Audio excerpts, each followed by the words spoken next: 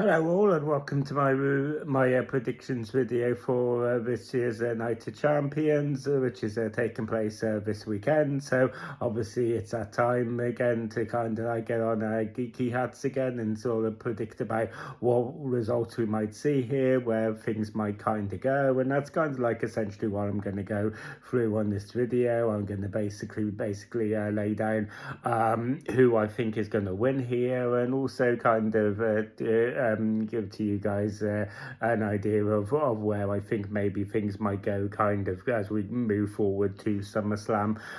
So kind of like starting off, we have we have six matches on this card as well, which is quite impressive actually. Like I'm glad that they've actually gone like kind of like the extra mile and they haven't just gone for like 4 or 5, which tends to be the trend lately with like WWE. So I'm kind of like glad that we got 6 matches. It kind of like maybe does indicate that maybe we might at least have one match here that's kind of like a squash match.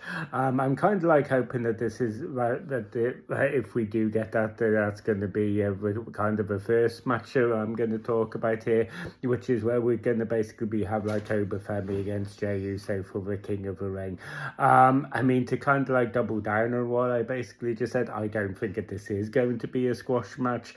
I am kind of like personally, if I could like hand pick it, I would basically be picking like Obafemi to win, but I just don't see that happening. I think that it's kind of like written in the stars.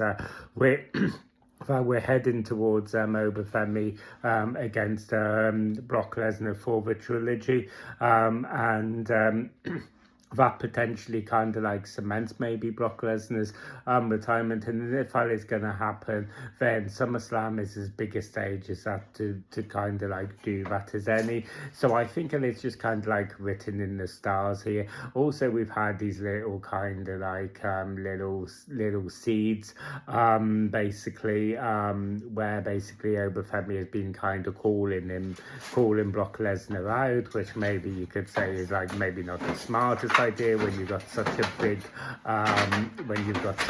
such a big match coming, but yeah, I think that it's ultimately we are going to see Brock Lesnar here. We are going to see him getting involved because like Obafemi has kind of like preempted this. I think maybe we could potentially be looking at the shenanigans going beyond this. I think we could end up having like maybe like a bloodline getting involved.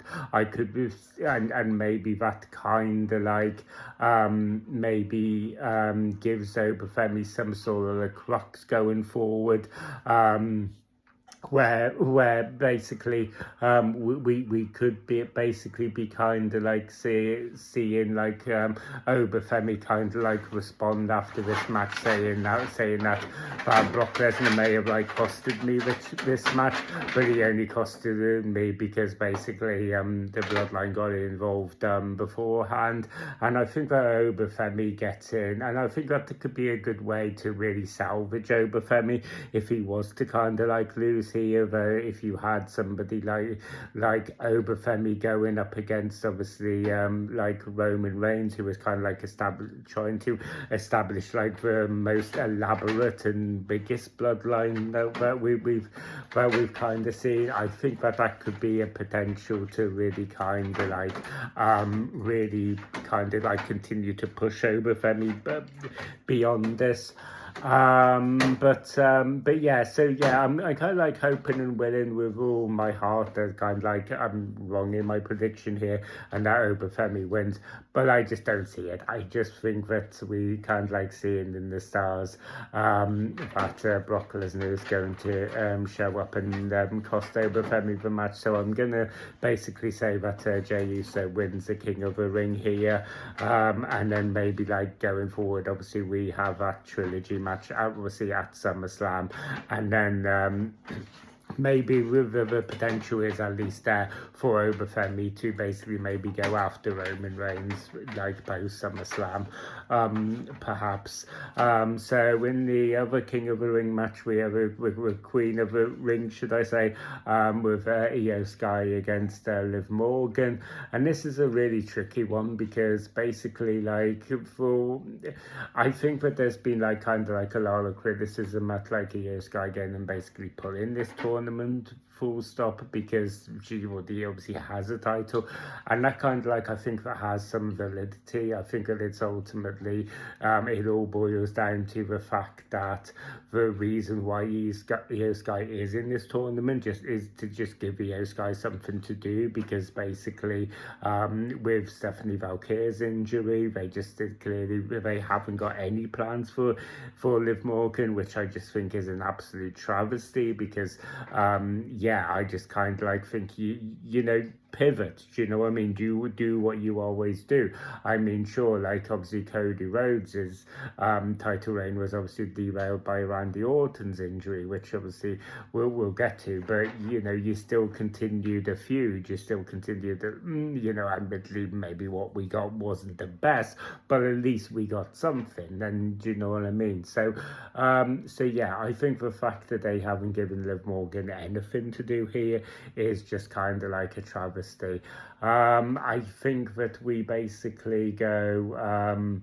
I think that a lot of people are favouring Io Sky to win this. Again, like the Obafemi and Jey Uso match, you know, I'm kind of like wishing in all my heart that Io Sky does win Queen of the Ring. And basically, if I haven't said it before, I am the biggest Io Sky fan. I think Io Sky should win everything. I think Io Sky should win King of the Ring, Queen of the Ring. I think she should win every Royal Rumble, every title reign going. I think that she should take down the Bloodline and take down Roman Reigns and dethrone Roman Reigns. I think that she should just do a lot, right? But I mean, ultimately, I do think that you know, I think that she is one of the tippy top talents that WWE has. So you see, yeah, obviously if this was just kind of like a video focusing on what I kind of like, who I wanted to win, I would be basically be saying Io Sky. But there is a part of me that does feel like they could ultimately go the other way, because I feel like if Io Sky wins, they kind of like shoehorn Io Sky into a position where she kind of like has to have that rematch with Liv Morgan at SummerSlam, because but yeah, which in a way kind of like doubles down on it, if you know, because yeah, if you've already seen him defeat Liv Morgan here, then the rematch, yeah, it kind of like doubles down on it. Whereas I could sort of see maybe Liv Morgan and Rhea Ripley maybe basically Liv Morgan winning Queen of the Ring, going after Rhea Ripley, and if she does that by beating Io Sky, and she beats him in particularly heelish in various ways, then I think that can kind of like buy into kind of like adding some extra heat to Io Sky and basically giving Rhea Ripley some like extra incentive. And I think that if Io Sky then goes on to dethrone Rhea Ripley at SummerSlam, that just gives her like that extra heat that is needed. So yeah, I mean, like I said, I'm not, you know, don't shoot the messenger here, don't get angry at me. I'm not saying, you know, that that's what I want to happen. I don't want it to happen, but I know that you can see it, right? I know that you can see these connecting of the dots. So I think it's absolutely on the table. So yeah, seeing as this is a predictions video, that's what I gotta go for. That's what I think is ultimately going to happen here. So next up we have Trick Williams against Ricky Saints, and I think that this is a really tough one to call, because initially I kind of like thought that maybe Ricky Saints was going to win here, just because ever since they've basically promoted Ricky Saints to the main roster. They haven't really kind of given him that much of a push.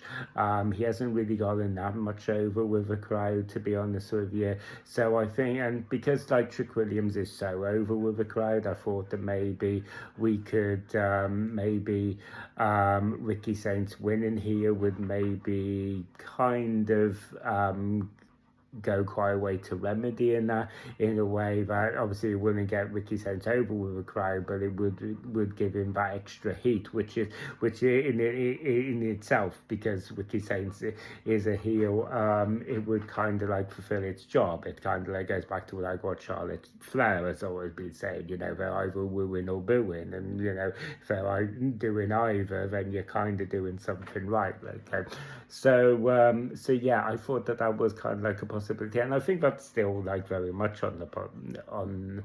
But I don't think it's necessarily the time to take it off Trick Williams. I don't think he's had it enough. I think you also, when you look at this feud, you've got Carmelo Hayes like kind of like floating around here. So I think maybe like the players that we are going to kind of like run this back as like a triple threat, inserting Carmelo Hayes into this going forward into SummerSlam.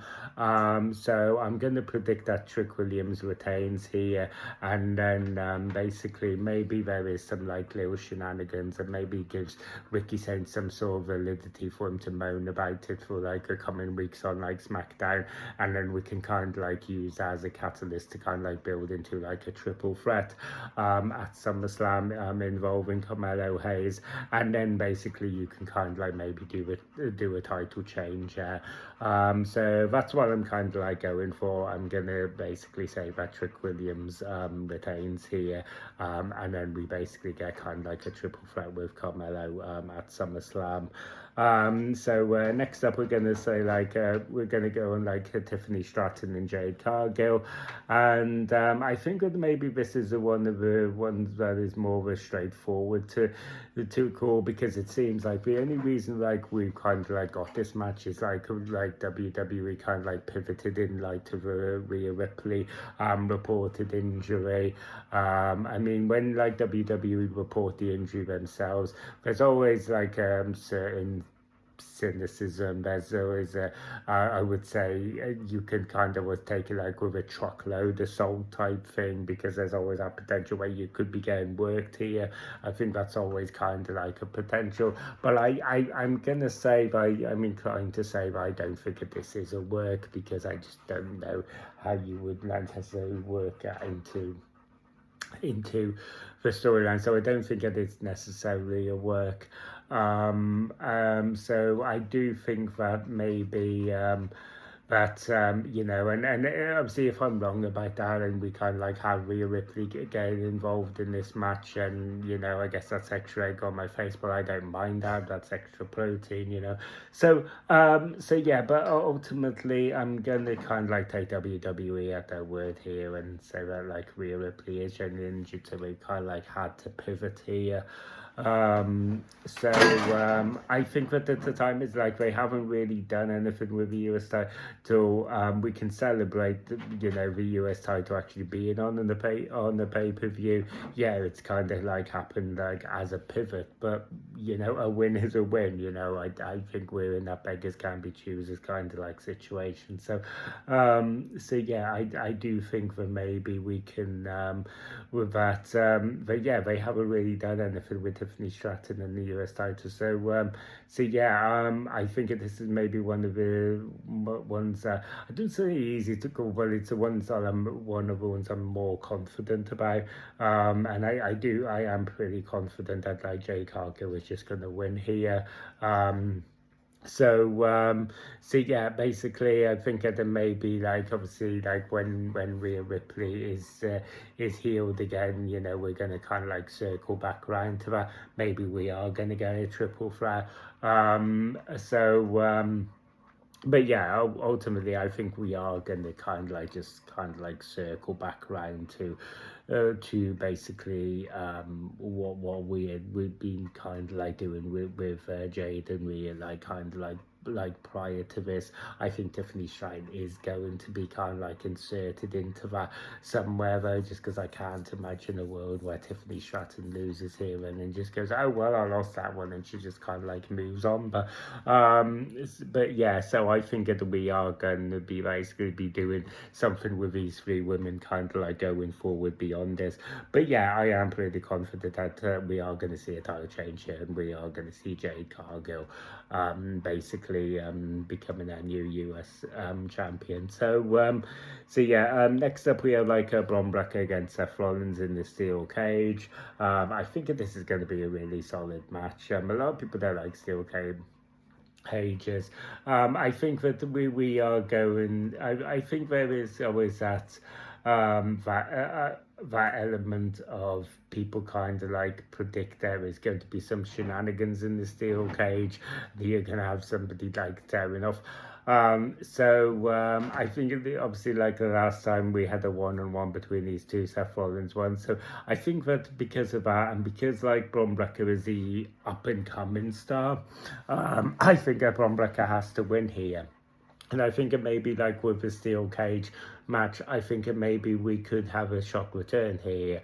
I think we could see the return of like Bronson Reed like coming back and like ripping the door off in typical like steel cage match kind of like manner.